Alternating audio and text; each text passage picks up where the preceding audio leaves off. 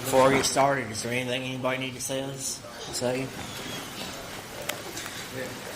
And I beg of you, if there's anything you need to do while I'm sitting up here, I know you might want to hear me, but I beg, please do what God has you to do tonight.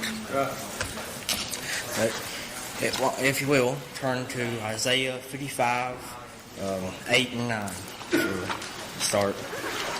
My turning the point God wants me to bring out tonight is that everything is in His time and in His way.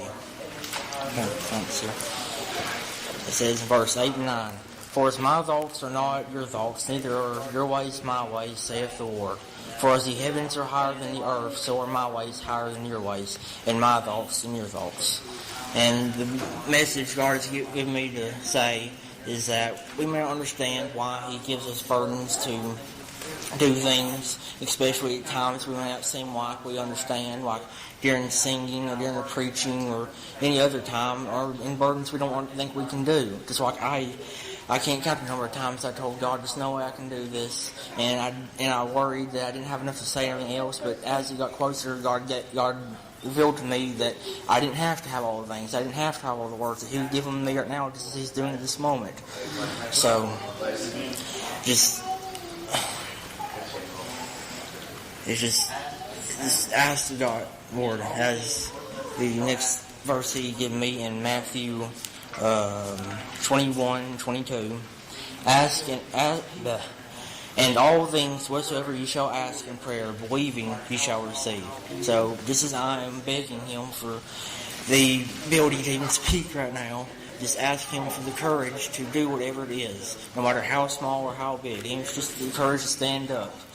And just as He's giving me the words right now, He'll give you the words if you need to say a talk, or to say a prayer, or to talk to a lost sinner.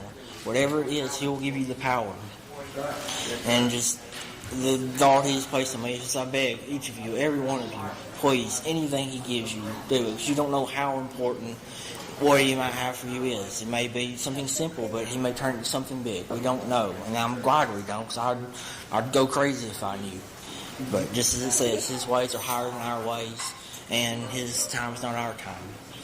And thankfully, the last thing He has given me is back in Isaiah 55, just 2 verses up in verse 6. "Seek ye the Lord while He may be found. Call ye upon Him while He is near."